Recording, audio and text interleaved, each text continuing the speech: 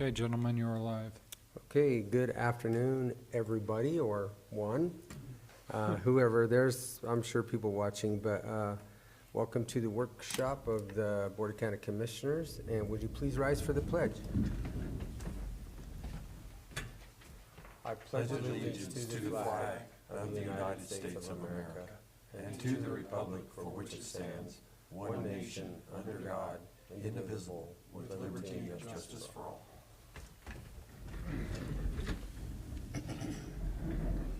Okay, first thing we have on our agenda is a Spark the Change Colorado a harvest pack, and I assume we have Lynn. Yep. Soukup? Soukup. Yeah. I was close. Closer than most, I would say. I just have, can I give you these papers? And we can- Sure. It's basically what I'm going to say anyway, but here's one copy of it.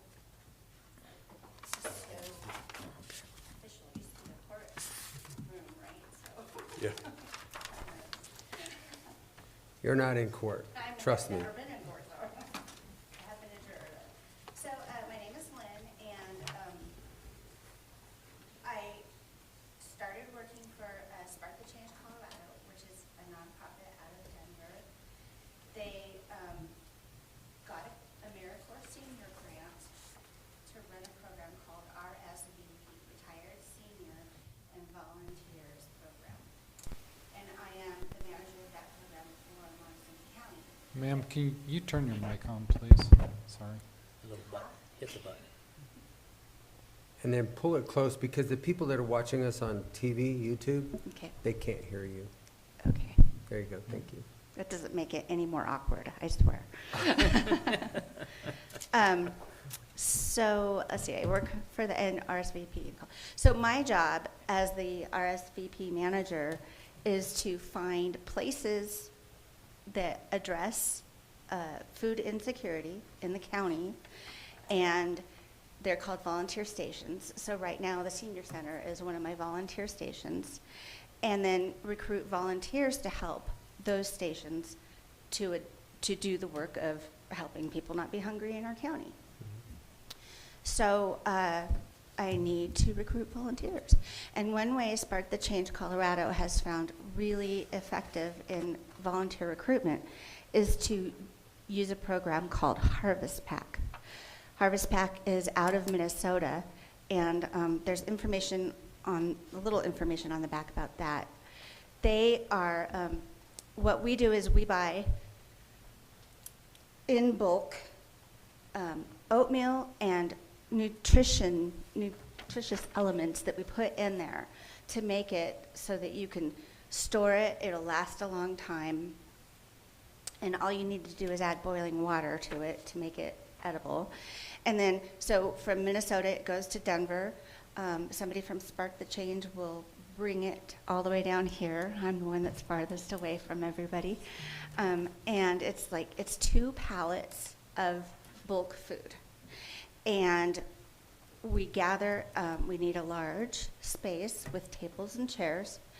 And then 40 or 50 volunteers will pack all that food up, 15,000 meals, and distribute it to, I know the Share House will take it, probably the Bridge, and what was and the WIC, Delilah, would probably love some too. So we can disperse that, and it's all done with volunteers, it's all done on one day, and it's good. So what I'm asking is, since we're a nonprofit and our budget is limited, I was wondering, and I've spoken with John, if we could have the annex available for a Saturday without a fee, and we will put a donation center there so that we can get donations for the senior center, and also we'll get volunteers for the senior center, because they need Meals and Wheels drivers, they need activities directors, so it's kind of a win-win there. Okay. What is the actual fee for that day, Shaq? Do you remember? Is it 300 or? I know there's a $50 cleaning deposit, and the deposit would still be required, but of course you get it back as long as everything's clean. And I think it's about 300, yeah. It was either 300 or I could 350. Do look you on the remember, did website. Jonathan tell you? I didn't even ask. I just didn't even ask, I'm sorry, so. You know, so I can tell you what we've done in the past, because it's hard for us to waive fees. Once we start waiving fees, then we end up waiving a lot of fees for every organization. So, you know, we have done this in the past. Obviously, today we won't make a decision. It has to be brought up tomorrow. We just discuss it today. Sure. And then a decision can be made. But in the past, just like our landfill, we have a day where we take all of the people's material that they take to the landfill, and it's free to them, but it comes out of the commissioner's budget to pay for that. So the landfill doesn't end up short. And the same with the senior center. So I don't think it's a lot. We can probably, you know, pull it out of our budget. Yeah. So that it is paid for the senior center, and it's not really waiving a fee. Nice, So, but that's just an idea. just the way we've done it in the Yeah. past. Yeah. It's an idea. I'll go to you two gentlemen. Yeah, we've done that in won't the make- past. I mean, you know, for other organizations that use it over there, so. Also, if any of you are 55 years or older, No, not us. Any I of don't you. think any of them are. Yeah. feel free to volunteer. Can't even remember back that long You ago. gotta be 55 to volunteer? Not for the Harvest Pack, but that's who we're recruiting. We're recruiting people who are 55 years and older, but any age can volunteer at the Harvest Pack. Okay. It's a good time. And so when would you like to use the annex? Have you already cleared the date with Jonathan? I have not. I looked on the calendar, and there are two Saturdays in there that the 9th or the 16th in 9th and July would be great if that works. Okay. As long as you clear that with Jonathan, that's all that we need to know. And then if you need more publicity, maybe our public information officer can push that date once you have it. Gosh, I wouldn't turn that down. That'd be Yeah. great. What are the qualifications of the volunteers you're hoping to recruit? Just 55 years and older. Okay. You know, they can volunteer for as little or as much as they want. Okay. How many meals do you think that they'd be able to package at the annex? 15,000. It's a lot. That's a lot of meals. Yeah. That's a lot of Yes. meals, so, which leads me to my next question. Who are the target recipients of these 15,000 meals? Because that's like half the county. Or some of the county A a couple few of different times, times, right? right. So it's anybody who needs it. We'll just put it through, disperse it through the share house and any, like I said, WIC, any place that needs it, and then people can access it. Right. Yeah, So- you said the share house, the bridge, WIC. So you Some of just those. take it to all those places? And it would remain in the county. That's a requirement of AmeriCorps and Spark the Change. Okay. It pretty well lines it out here as you start reading this entire thing, and then there's a link on here of why do we volunteer. It's a really great company. They helped feed the people in the Marshall Fire for weeks afterwards. They had a cafe that was open just to feed. So if we ever need that, we're here for that too. You know, it's a really good company. Okay, gentlemen, any other questions or comments? Not at Obviously, this we'll time. put this on unfinished business for tomorrow. Okay, thank you so much. I appreciate your time. It was Thank nice you. to meet you all. Okay, thank you. Lynn? And I got a message from LaurieHall, who would be up next, that she's on another call and won't be able to jump on until 2 o'clock, so we could bring Justin up. Okay. Off, if you can, thanks. Thank you. Okay, she won't be able to jump on right now, Shaq? Not until 2, so. Okay, well, we'll jump down to the Fairgrounds Fee Schedule. Come on up, Justin. How'd you do on your bike race? Oh, I did good.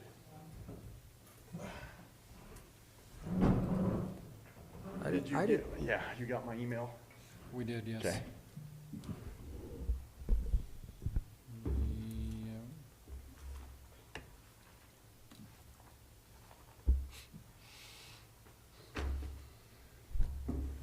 Okay, so we've got a lot to go over with the fee schedule stuff. I just threw, if you would go back to the one you just had on. Yeah, that one there. So this is just to give you guys kind of reference or kind of an idea of what we've done the last 5 years out there. Where our revenue's been the last 5 years, where our expenditures have been, and then kind of the difference. So the last 2 years that I've been out there, just kind of to show what we've done to try and cut some of our costs already. And we just cut them quite a bit. I mean, we're still, 83,000 in the hole, 66,000 in the hole from what we spend from the county side the last 2 years, but we have been working on it, so maybe we can try to help that out a lot more with changing our fee schedules and things like that. But just wanted to kind of throw that out there to you so you can kind of see where we have been the last couple of years compared to where we had been. So Yeah, I think that's why we brought it to your attention. We're very aware of where we're at. I know it. And that's why we're asking, we've just got to stop the bleeding. We don't have to make any money out there. That is not what that's designed to do, nor do we want to. But 2017, we're subsidizing 125,000. Correct. 120,000, 131,000. It's a big number. Those are big numbers that our budget is not going to be able to sustain. Yep. So what recommendations do you have for us today? So if we want to go over our fee schedule, this is our current fee schedule, what Shaq has up there.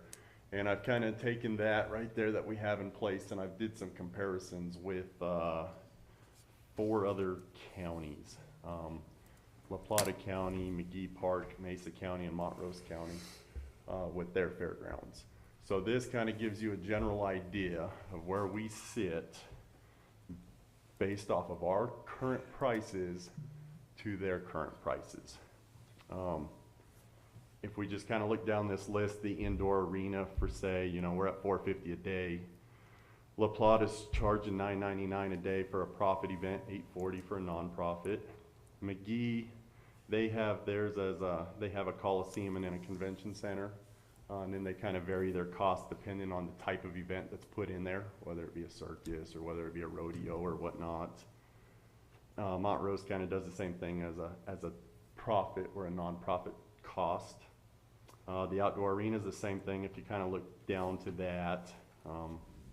Kitchen, same thing. Our stalls were, kind of in the middle on our stall rentals.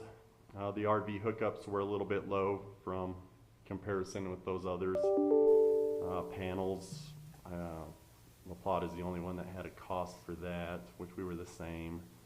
Tables were a little lower than the others.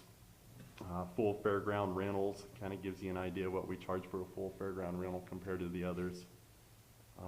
Banners, and then our writing cards that we sell. Those are kind of some of the major costs. Those are not all of our costs, but those are kind of some of the major ones that I just compared with for your guys' reference from other county fairgrounds. So we're significantly lower than most Yes. of them. Yes, Yeah, we we're are. Significantly lower. When was the last time this was even addressed and looked at, really to be updated? Because We updated it here a while back for our racetrack, and before that, that's a The only totally thing we've separate updated contract. since you and I have been here is the alcohol policy and the racetrack. On the racetrack. So it's been at least 3 years, and I so don't we're- know before that. We're way deficient. yeah, and a lot of these other ones like Montrose, for instance, and La Plata, they have just recently changed their fee fee schedules, as of like 2020, 2021. So they've just changed theirs. So it's time for us to change ours, I suppose. I would, you know, if I was just ballparking and not getting a detail of what it actually costs for us to run it and offer this, I'd do everything $25 cheaper than La Plata County. So if you go to the next little thing, that's where I kind of put in where we're at and maybe what I'd recommend as far as us changing to. And obviously grandfather in everything that's already booked for the year. Yes, yeah, and I kind of went through this whole thing line item by line item compared to our current rate schedule. So I guess my question, Justin, for you is obviously we have a number that we've got to backfill. Does that, with what you're recommending to us today, backfill that number? Is it gonna backfill 70 grand? Probably not. Well, how much do you think you're gonna backfill? I think we could probably backfill 40, 50 maybe if we're lucky, based off of this. It's all gonna kind of depend upon, you know, how much maybe we can get as far as banner sponsors and things like that. And I'm still trying to see different ways that I might be able to bring in extra income off of that type of stuff. But as far as just looking at our fee schedule and changing our fee schedule goes, I mean, there's some things that we can do on top of this that maybe we can also help get some money, such as maybe, you know, and I'm probably gonna kick myself in the butt for saying this because I don't know that we want to do it, but maybe we need to, as a county, say we're gonna hold the alcohol licenses out there and we just do all the alcohol sales. You know, and then that's a way for us to gain money off of those sales instead of each individual event doing that. I don't know that you can license yourself. That's a conflict. That is something though that one of the other counties do in order to help gain money. That's where I got the idea. How do you keep the help from drinking the profits? No, don't answer that. Don't answer. I'm not going to, but, I'm just saying things like that. You know, maybe one of the other things is we look at some kind of fees like parking lot fees for big events, like ticket sale events, or maybe we look at membership fees or things like that for events to give us X amount of dollars every 5 years for like administrative type fees or membership type fees. You know, there's other things we can kind of look at that I've kind of been toying around with, but as far as our current fee schedule, is that going to make up our full, you know, probably not. How much other stuff did you find out you could actually use out of the Conservation Trust Fund? So CTF, what we can use, after our call the other day, we can use 100% of the, not Justin, but the other two guys. Yeah, the other two. So that's gonna help significantly, and then the tractor lease? Or Yeah, the tractor lease, which whatever, is $5,000 a year. which is another $5,000 a Yep. year. So we've made some pretty big costs just there. However, the CTF, just like our general budget, if we take everything, it's only gonna last for a couple of years. Yeah, so you know, It's gotta be, and I appreciate what you've done here, but, you know, I think what we should do so that we don't hit everybody all at one time, you know, maybe go with these recommendations, and then every year after that, we increase it by kind of like water fees or something like that, 6, 7, 8%, so that it's just a little bit at a time, and then you get there in the next 5 years, because we can't keep, right now, I pulled this from Phaedra, there's 583,000 in the CTF, but by pulling the other 50% of the other two guys, and we'll move Justin from 50% to 75%, because his can be administrative as far as setting up and helping the guys physically, and then the other 25% would be for booking fees, which we can't do that. So we're gonna probably, and then with the tractor lease, I'm gonna say roughly between $80,000 and $100,000 that we could probably pool, which then puts us This year, Even. we should be able to get real close to breaking even, not necessarily that we will. But let's just kind of go through these because, and then it's just gonna have to be adjusted every year, but whatever that percentage is. Yeah, that's kind of, you know, and I don't know if you guys want to go up to these numbers or not. Maybe you want to take a week and then we can revisit it after a week and see if that's kind of where we want to sit or if we want to change these a little bit. But if you just want to look at that indoor arena, for instance, we're at $450 a day right now. You know, I'm thinking if we go up to $750, that matches Montrose, which is the, you know, bottom end. So what events would that affect? So that would, Just that would affect our events such as, and if you'll notice, I kind of changed this and I got $100 with Tractor for arena events. So what I was thinking is, like McGee Park, they do something where they charge just by the hour for like barrel races and team ropings, all your small little things. And, you know, and we can kind of clarify that when we put this together. But those, they charge $75 an hour, and it gives them a tractor and a person to use. So maybe we do ours at 100. So if they want to do an 8-hour day, that's $800. If they want to do a 4-hour day, it's $400. The $750 per day would cover all of our other events, such as Ag Expo, or, you know, anybody that rents that indoor facility that's not a barrel race, like a rodeo style event. That's kind of where I went with that. And then it's a youth rate at half rate because we do a current youth rate now. And I don't know if you guys want to do away with the youth rate because nobody else really does youth rates. But I don't think it's really a bad idea to have a youth rate.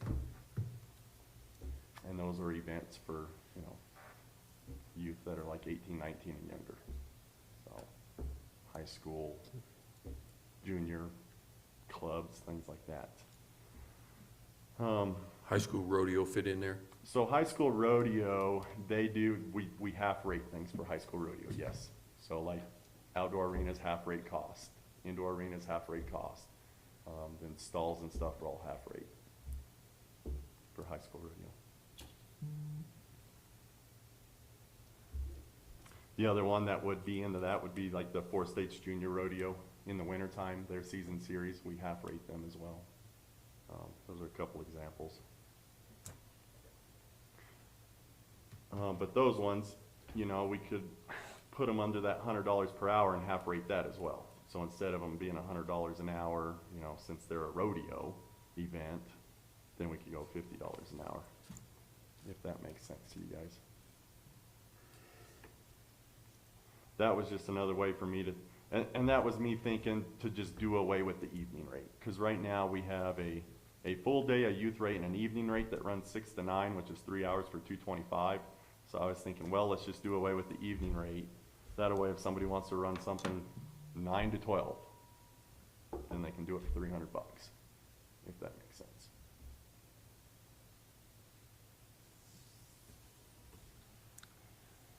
How many people do you have doing that evening rate like that for team ropings or something like that? Just the barrel races is about all I have right now that does do that. I have barrel races that they do an evening, like a 3-hour evening rate.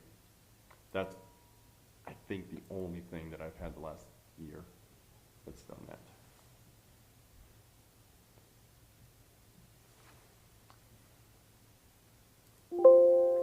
The outdoor arena, kind of the same idea as the indoor. You know, we only charge $200 a day on our outdoor arena right now, and it's a hell of a facility. We probably have the best outdoor arena on the western slope, if not in all of Colorado. We might not have the best indoor because Montrose does have a really nice indoor, but our outdoor facility is amazing. So just doubling that would be 400, and it still puts us, you know, comparable to the other outdoor arenas. 450 with lights, and then we could even do the same thing with that if we want to put an hourly rate on it for some of those small events like barrel races and team ropings, and we can say like $45 an hour with a 3-hour minimum or something if we want to add that in. That's just another option. Is the $50 extra on your lights, is that covering the cost of electricity? Yeah, probably, because they're all LEDs out there. So we don't have a significant cost as far as our lights go out there. In the main barn?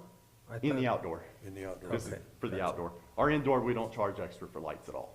It's just It's just in four, that $4.50 fee. per day right now. We assume they're gonna have the lights on in. But yes, They they're to gonna have the lights on. You know, all the spectators have to open up their cell phone. I don't know, what do you guys think about a new youth activity where we combine, like dodgeball, but with like a strobe light, so it's like flash, flash, bam? You just keep that thought to yourself. Too late, already used my outdoor boys. I see that you have question marks on the fairgrounds user cards. Yes. I, Cause that I don't know. When we look at other fairgrounds, Mesa County charges $5 a day. We do have a $5 or $10 a day option if somebody just wants a day pass. Montrose charges $5 an hour. They don't have yearlies. We have a yearly for $50 for an adult, which is a damn good deal. I don't know Well, of we're- anything else that you So- can get a year-round pass to for 50 50 bucks. bucks? I mean, That's not even, on average, what do they use that, probably a month, 30 days out of the year? I mean, some Well, probably more than others. so that covers our indoor facility, it covers our beef barn, and it covers our outdoor. It covers all three of those facilities, or all three of those, for $50 a year. So, in the wintertime, now granted, the more events I put in there, the harder it is for people to go in there on the weekends and use like the after-hour part. But, Monday through Friday, they come in the wintertime pretty much, And did they October take to it, February. did they So take what's your advantage of it recommendation? pretty good? Because $50 a year is, And see, and that, I I mean, you don't know. divide that by 365 and it's pennies. Do you have any idea what kind of usage people are? As far as how often one You're- person might use it, Yeah, well, a lot of our people that have it Yeah. probably use it, some of them use it quite a bit. I mean, some of them are in there every day. Guys, and I that's imagine they would 13 do cent- the, It's 13 cents a day. Yeah, yeah, I know. That's if they not used it even, every day, yeah. But if you're a family of four, it cuts it in half. Yeah, and if We- you're a we family of can't. 4, which is 2 adults and 2 children, then we charge $100 a year, Yeah. 50 for the after hours, so it's $150 for your whole family if you wanna do. Yeah. And the after hour lets you go into our indoor and our beef barn when we're closed and we don't have events. Well, and I imagine the people buying these would do the math, if it's, currently $50 a year or $10 a day, they're gonna say, am I gonna use this more than 5 days? If not, then I'll just buy the day pass. So I sell about 250 of these passes a year. I don't got my numbers on how much it brings in, but I wanna say it's somewhere around 6,000 a year is what we get off of sales for these user cards. okay, well, like I said, $50 for 365 days is what you're buying. Now granted, they're not getting 365 days, I but, understand that, but that's Yes. the That's the year. potential. yeah. The yeah. potential is there. 13 cents a day is not, I mean, that's not even realistic. So that's So- why I kinda Can't put turn questions, the lights I don't off even for know that. what to put that at, I really don't, I mean. do You we can't just- pay somebody to go out there and unlock the door for that. Well, they've got an electronic card. Yeah, that an they electronic want, card, so- I mean, But the cost of the card is that, or more. it's more than that.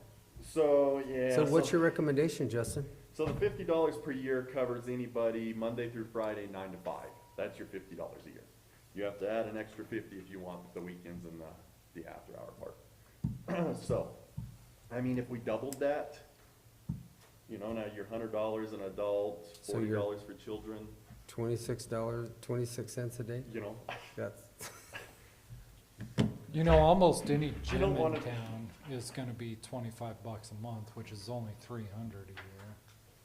And people that are using this for their horses are spending a lot more than that on feed, I bet you. well, they are right now. Just I the don't know. fuel to get What are out. your thoughts, Joe? Well, most of the guys that are using that thing are trained in horses. They're going out there and using that Yep. in the wintertime, because that's a facility Sure. where they're Well, inside and it's big enough that they can actually do things in there and train their horses. So they're making money training these horses while they're doing this. okay? Yeah, and then we also get a lot of, you know, And, kids that are like high school.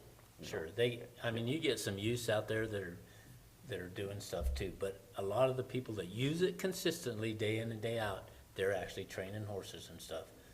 And so they're not doing it for nothing. No. They're doing it as a business.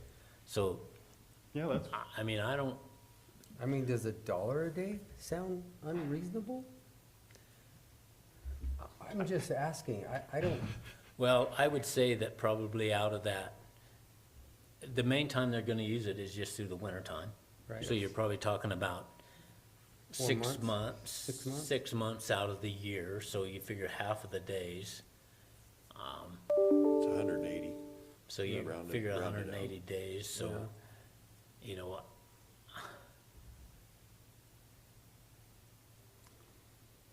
I guess my honest opinion would be, you know, we just double everything and then, you know, cause I don't wanna just go from like you said on the other stuff, $50 and then just jump them to 300. You know, I feel like we're gonna get a lot of, yeah, but Flashback on that. Gerald has got a good point. They're out there using it for a purpose of training and then moving that somewhere down the line. I don't, yeah, some of them are, yeah. we're not using our taxpayers' dollars to, again, fund a private business, I think is what you're saying. They're doing it for a purpose, right? yes. So,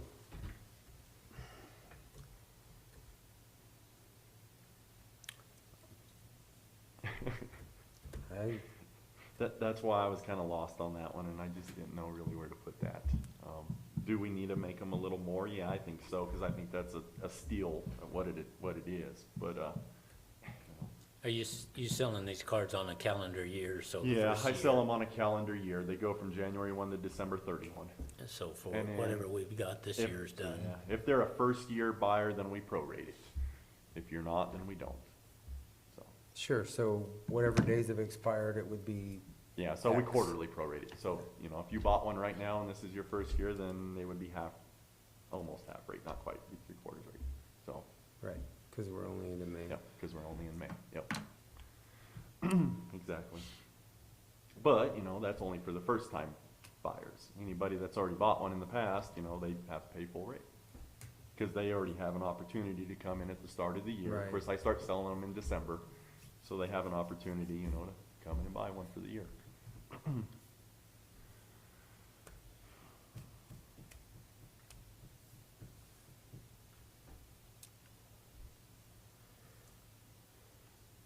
Well, questions, gentlemen? Not right now. I mean, we have to, Take some time to digest it. yeah, take some time to digest it. So on your sign usage, you have question marks on the outdoor also. What are you struggling with that? So the outdoor, the reason I did that is because right now, all our signs are rented to the Ute Mountain Rodeo Club. Or committee, for the PR, or, you know, the Ute Mountain Rodeo. Yeah. All our signs are rented to them. Nobody else buys signs out there. So we rent the spots to them and then they take those spots and then, you know, of course, they put their advertisements for their sponsor people up on them. That's how that works. Again, $200 is a killer deal, if you ask me. So, do we want to cross that bridge though with them, because they do put a lot of money and stuff into our facility out there and that outdoor and make it what it is? You know, so do we wanna jump that cost up and make the Ute Mountain Rodeo Committee pay more for those sign spots, or just, How many signs are there? around 25, something like that? So even $100 is only $2,500. That's not, Yep. But they're only using them for one weekend out of the entire year. Well, when they sell it though, I believe because there's advertising out there all year It's all long year long. on their Okay. spots. Yeah, those So are- we those sell are them still that spot, spots. yep, then they turn around and their sponsors, part of their sponsor package is that their sign is there all year long. Okay. What they resell them for their sponsors, I don't know. I don't know if it's just included in, you know, I really don't care. I didn't ask them. We It might be just- part of their sponsorship fee. Yeah, exactly, and it probably is, it's probably bundled into their sponsorship fee, and then they put a sign up. So we just say, you know, how it's been in the past, it's been $200 a year, and they just pay me $200 a year for each one of those spots. And granted, we don't see that, because Right. it's a credit system, you know, so anything that I do as far as that rodeo goes, we don't see none of the income or revenue on that come into our general fund, but we don't also see the expenses, you know, that are credited coming out. That's all in-kind trade. So that's just something to keep in mind, but, you know, do we wanna bump that up or not? Just to give you kind of an idea with the signs, our indoor signs right now are $300 a year. If you look at Montrose, they do 6x14 signs for $2,200 a year, and 6x20s for $4,000 a year. Now that's in their indoor arena. Of course, they got that big, nice indoor arena that they built. If you price that out per square foot, they're around $26 to $33 a square foot for their signs. I kind of took that, when I said $600 for our indoor, I priced that at $18.75 a square foot for 4x8.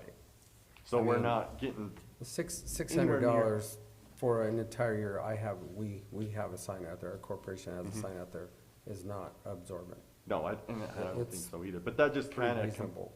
shows where I put that number compared to like Montrose and where they're getting their advertising costs. And then, you know, whether or not we want to do anything on the outdoor. And then I also thought, well, the beef barn doesn't have anything in there, so maybe we can add a little thing, you know, if you buy an indoor sign for an extra $100, you can put a 4x8 in the beef barn. Since we don't got a lot of things that go on the beef barn, but we have 12 hours of Mesa Verde. You know, I got a couple country western dances in there this year. So people do see it, you know, the fair's in there, so when people are going in there and seeing steers for the fair. That's kind of Okay. where I got those costs though, for the sign usage. All right, well, you definitely have time, I mean, you can bring this back in a week and bring these updated costs to us. So I'm gonna go down to your labor rates. How can you keep labor rates the same when all of our labor costs have went up? Well, because I just kind of keep those, just looked at those in comparison with everybody else, and everybody else, La Plata is at $26 an hour, I think McGee was at $26 an hour. There was only one place that was $30 an hour. So I thought, you know, and the equipment I think is the same as everybody else. So I was just, you know, do we want to mess with those? And I really don't charge extra for these, because you know, so like the labor rates, when we do things for weekends, I kind of have the guys, you know, take a day off so they can work a weekend, so I don't have to charge a labor rate. That's kind of how we justify that. I would say until I think fuel our labor prices. rates, we know what our labor rates are just by getting with Phaedra of a labor rate of what we pay per hour and what our payroll burden is. And I think we should at least, that's zero. That's breaking even. We can't just, I don't think we can just continue subsidizing. It's gotta pay for itself. You guys are out there, you're being paid, we're paying you. Mm-hmm. So I think that's an easy number to get from Phaedra. Well, he knows what his guys make per Yeah, and hour.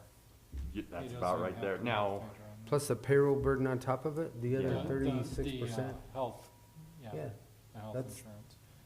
He's got all that in his budget. He knows what his benefits are. Okay. yeah, I would say, I don't know what you guys are gonna do with the equipment, but I would, at least until fuel prices come down, be considering increasing that a hair. Cause that equipment covers the fuel we put through it, which has gone up pretty significantly. So basically, right now, you're saying your equipment with a person is $75 an hour. yes. One Right. person and one piece of equipment. Yes. That's kind of how we charge it now, yes. And, you know, I've got some ditches I need dug. Just kidding. I mean, The alcohol fee, $200 a day. so the alcohol is a permit that the county charges for events. I think the state fee for their permit is $25, and then we charge $200 on top of it for anyone that do alcohol out there. I don't know where that number came from or anything. I have no idea. Yeah, I wish we would've had this earlier, Justin. It's I hard to know. kinda go through Well, this. we obviously can't make a decision today anyway. I would suggest that we take a couple of weeks, mull it over, and when he comes the first week in June, make a decision then. Yeah, Because everything for this year is already set anyway, Yeah, and except for that's, something that hasn't been booked, something but that's most kind of it of has. what I it's gonna expected. change. this is a way I could kind of run down this with you guys and give you an idea of where I'm coming with some of these numbers, and then maybe we can mull it over and sleep on it and, you know, revisit it at another meeting. The tables I bumped up $2, the panels I bumped up $2 for thoughts, you know, just because all that stuff's getting a little bit more expensive. The special event fairground fee and the special event building fee, those ones, so when you do the fairgrounds fee, that gives you all of our buildings, plus the big parking lot out there. So basically everything that 12 Hours of Mesa Verde had. So, you know, I would charge them $1,500 a day. You know, minus tables and things like that. Ag Expo, same thing, you know, they're using the whole facility that way. The building fee is, you know, just the buildings without the parking lot. So a lot of the other events, like the gun show, they'll rent all the buildings, you know, so I don't have nothing else go in there. And then I figured, you know, if we kind of clarify some of the language on it and give them 2 days to set up, 1 day to tear down, then that gives them an opportunity to go, because it takes a lot of manpower for them to put these things together. But with that being said, if you kind of go down a little bit, I think I put it in here, setup days. You know, maybe we should start charging for additional setup days, because some of these other ones do charges for additional setup days at like half the rental rate. And that would make sense because they're occupying it. You can't use Exactly. it for anything else. Exactly. So, Yeah. so for instance, 12 Hours of Mesa Verde, we just had them. If they did a rental for the whole fairgrounds, they would get Thursday, Friday to set up. They'd have their event Saturday. Well, if they wanted to come in Wednesday and set up the beef barn, then I could charge them half rate on the beef barn, just to give you an example. And I got some of those events that do like to do that kind of stuff. You know, Okay. need more than a couple days. The only other things on here that we didn't have in the past was our stage. We don't charge for stage rental. So I put that on here. Maybe we need to look at, you know, and I put $150, and that's because when you look at like La Plata, they charge $11 a section. I don't know how big their sections are or anything, but one of the other ones charges $225 for their stage. So I was like, you know, $150, and you know, that covers my tires on it. You know, we need a little bit of maintenance we have to do to our stage. It gets used about 5 times a year, something like that. Our crowd control panels, which are like those yellow ones, and those little silver ones, we don't charge nothing for those. So I was thinking, you know, some of the other places charge just a couple bucks for those kind of panels for like crowd controls and things. So I thought maybe we could add a couple dollars for that. Dry camping, we don't charge anything for dry camping. So if somebody wants to go out there and pitch a tent, or if they want to just come into the fairgrounds and park out there in the parking lot for a night, I don't charge a thing for it. So, you know, $10 maybe. You know, I think we could kind of put that in comparison with our RV hookups, which you know, if we go up to 25 on those, I think we're comparable with everybody else. Where are you at right now? I don't see that one, Justin. 20, it should be up in, I saw that. where is it at? It's Right like- above sign usage, electrical hookup. RV hookup? Yeah, it says electrical hookup right above sign usage. And it's $20 per hookup per day. And if we go to 25, then that puts us comparable with most of the other places. I think there's one place that charges 30. McGee charges 30. Gosh, there was a whole lot of dry camping happening this weekend that would really help us out. And Yep. we're not trying to hurt anybody, but $5 a day would, No, and we can, I mean, Yeah. look, we have dry $10 camping a during day. 12 hours of Mesa Verde, we have dry camping during the fair, and we have dry camping during a couple of the other events, not as much, but those are two major ones that we have. Well, High School Rodeo has dry camping, so for just comparison, I know that the lot there next to No Todd Dene, when it was open, they were charging those guys $10 a day to come in and set up their, for their little flea market yeah, per space. I think $10 a day is way reasonable, and I'll just take example, this weekend, I don't think anybody would have complained for $10 a day, or any event out there, and that's, I'm guessing, but how many people do you think were dry camping? You know? In an average year, it's a few hundred. yeah, I'd say you probably had 400 out there. I was gonna say 400 to 500. Yep. So I mean, if you multiply that by 10, Yeah, I think you'd be better off though if you just charged that much To the vendor? to That For much the more to the event. vendor, to the event? I to the gotcha. event. Instead I of mean, hand for numbers. the event, just like out there, I mean, most of them come in there that evening before. Yeah. And then they either leave Saturday evening or first thing Sunday morning, they were pretty well all cleared out of there. I think you'd be better off just charging for that dry camping for the Put it in event. the event. So- Okay. Yeah, So what I do with a lot of these, and maybe that's what we need to put into our master contract, is to make the event holder have a manager or something that collects these fees.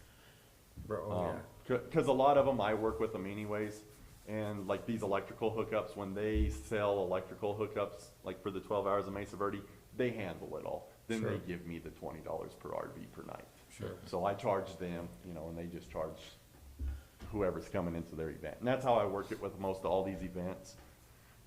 So that might be some language that we just need to, maybe add to our master contract to say, hey, this is written in stone this way. And That is probably a better idea, Commissioner Copenhaver, just to charge it to the event, because yeah, then they don't have to worry about it. It's just, yeah. they may add another $1. exactly, and yeah, and they And can for us, up it if then they want. it's just not a convoluted mess, I think. So then that would just raise the fee for the entire event.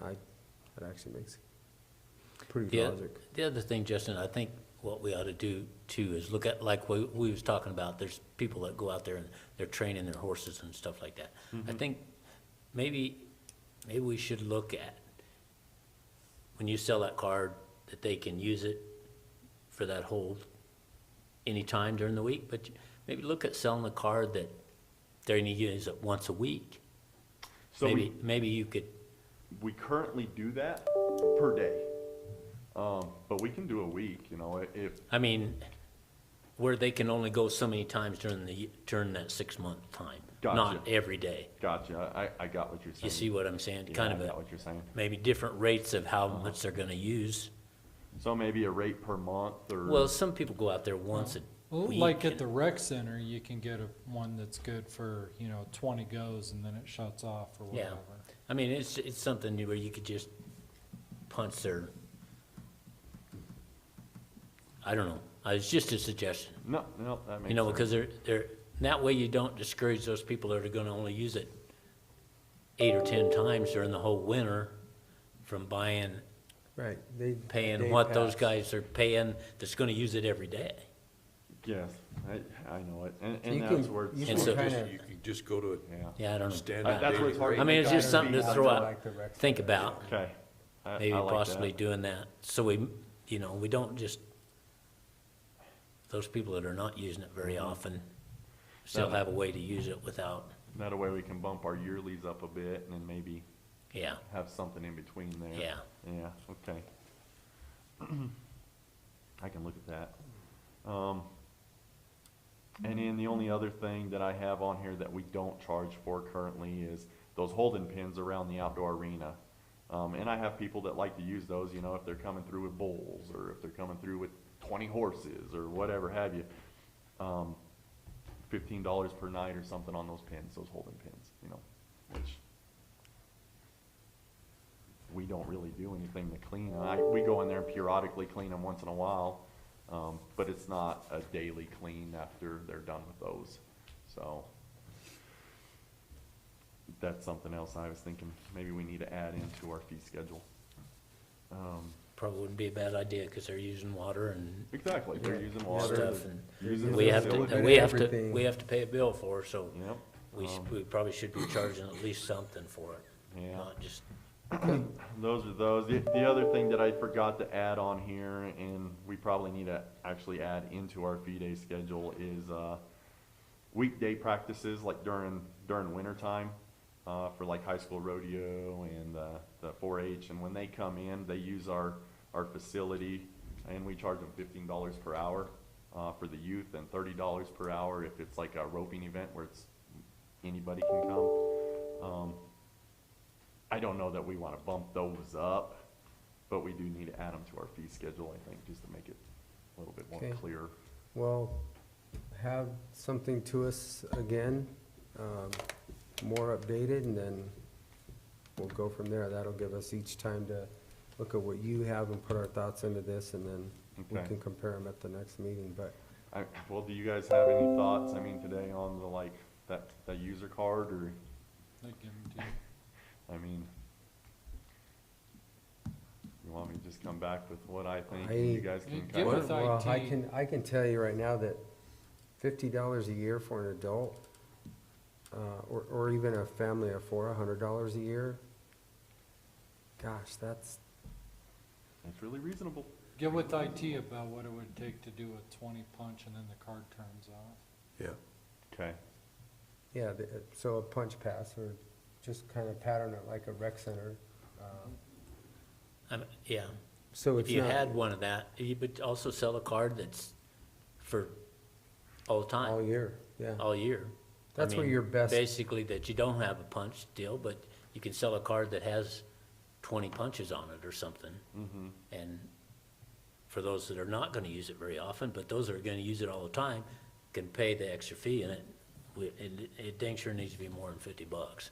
Our only problem that comes into this, though, with like, what you're saying there, is gonna be like our outdoor arena. You know, how do we know when somebody comes and uses that outdoor arena, Yeah, especially on a weekend, you know? yeah. Cause if we're not there and somebody's coming out and doing it, you know, we're not there to punch something, or, you know. Well, that's why I'm saying get with IT, cause they can keep track of how many times that thing swipes.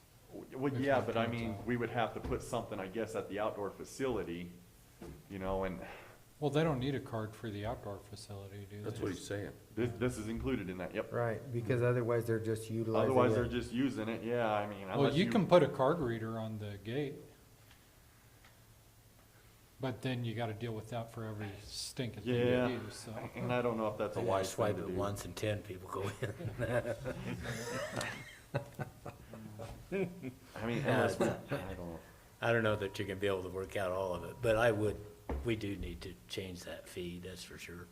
Okay, or I guess we can give them unlimited usage to the outdoor, but certain amount of usage to the indoor. I guess we could do that. So and right be now, part- that's what they have. Right now, they have have unlimited, well, Unlimited for the outside Yes. and $20 or $50 for an adult for the indoor. you know, so when I sell them a card like that, it sells them and it allows them to use any of the three, outdoor, indoor, or beef barn, 9 to 5. Correct. But they should have a card even if they're Yes. using the Yes. outdoor. Yeah, Yeah. absolutely. Yes, they'll still have a card. Absolutely. The only Should have a thing card. that the outdoor doesn't cover is the after hour, cause we close it at sunset. And then if you wanna come in, you know, cause we got the card reader on the back door now, so we can Yeah. gain a little bit of money off of the after hour part. Now granted, when they come in, they're running lights and stuff. So, you know, we do have that overhead, Yeah. for an additional fee, which $50 is pretty cheap, I think, for the after hours, so. But, you know, like right now, they can't even use the indoor for the after hours because we got it closed down. And I normally have the indoor closed down for, a good portion of the year from March to June, and then, a little bit for fair, Because of the events. yeah, because of the events, so. Okay, But that's what I got, so. we'll take Yeah. this and dissect it Okay. individually, and then we can compare notes when you come back in June, is that 30 days. what we First wanna week. do? First week of June, yeah. 30 days, basically.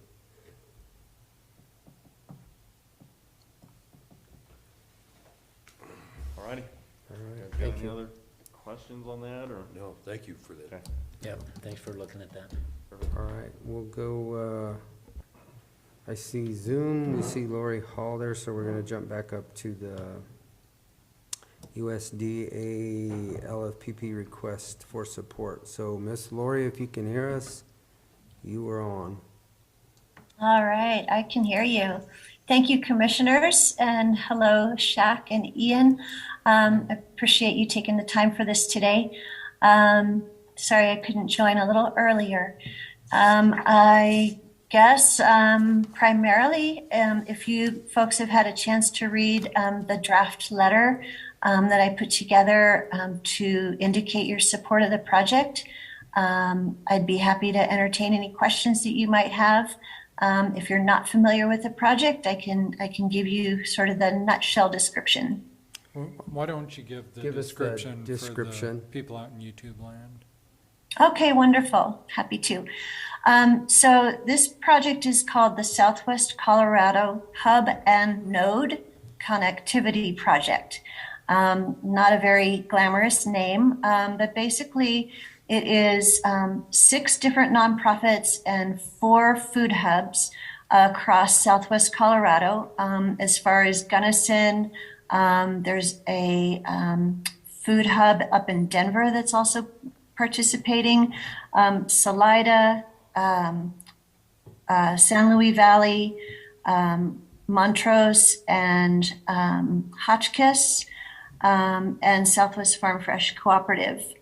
So all these different organizations came together about a year and a half ago, applied for a USDA planning grant to figure out if there's a way to have a coordinated effort between the food hubs in the different areas of Southwest Colorado to be able to develop a system of transportation to move food from these local communities throughout the Southwest Colorado region. Currently, the food hubs primarily serve their immediate areas. There is a little bit of hub-to-hub sales that's been going on for a couple of years now, primarily with the San Luis Valley, Montezuma County, and up in the Hotchkiss area to sell product to each other's hubs. Oftentimes, the hubs might have a surplus of something that grows well in their county, but don't have enough buyers. And so we'll purchase, for example, potatoes from San Luis Valley. Up in Hotchkiss, with all the fruit growers up there, they have the ability to grow fruit in greater quantities for a longer season than we can in this area. And likewise, here in our area, we grow products such as garlic, dry beans. We have cornmeal with bow and arrow. A lot of businesses in our area produce more than our own community can consume. So with this regional transportation system, it will increase efficiencies of hub-to-hub transportation by greatly increasing the collaboration that happens between them, sharing costs, making refrigerated food storage capacity increase among the different food hubs to be able to move more food. Essentially, this will provide incentive for the growers in the different areas to scale up production, knowing that they have market channels outside of their areas that are reliable and efficient. In addition to the transportation piece, marketing and education is another important component of this plan. Basically, if we asked all the producers to scale up, but didn't have market, kind of market education, understanding among institutional buyers, hospitals, schools, and restaurants, and more grocery stores, to know that this is available, to help them understand the buying process, the seasonality, the costs and the benefits to buying local. Really the project probably wouldn't be successful. So it's important that all those components are combined. The implementation plan is going to be submitted to the USDA for funding next week. And so all of these partners have been very engaged in working out to the very last detail what needs to be in this plan in order to give it the best possible chance for success. So we are looking to our community for letters of support to indicate that there is community understanding of the need to provide our agricultural producers more outlets for their product, more cooperation between agricultural regions in the southwest corner of the state. And to just kind of show that there's momentum behind this project. I would say I've been in doing work in our local food system for, I don't know, probably 15 or more years in Montezuma County. And over that time, there has been a real steady growth in the number of farms growing fruits and vegetables, the number of outlets where folks can sell their products. With Southwest Farm Fresh being a food hub in our area, serving currently more than 20 producers, and is also able to sell products of cooperative member farms as well as non-member farms. So it's a really great resource for our community of people who are growing for the market. So with all that, this feels like a really perfect time to start reaching out to connect the different food hubs in our region, to give more market opportunities and also give our customers who have indicated that they really want to have more locally produced food available, give them an opportunity to participate in this, pretty exciting program. Okay, thank you. I think obviously we have the letter here. We can't make a decision today, but we can ask any other questions, commissioners, that you guys might have for Laurie. If you've had the time to read the letter, thank you, Shaq, for putting it together for us. I don't have any questions. I mean, I've seen this before.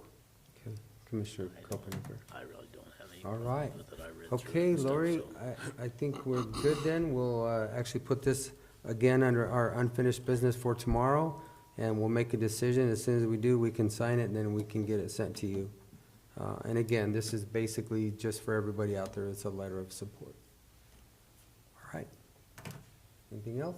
No, not at this All right. time. Thank you, Laurie. Appreciate your time. All right. Thank you. Thank you very much, commissioners. I appreciate your time. Yep. Thank you, Laurie. Okay. Okay. Lastly, I see farmers and nobody is here.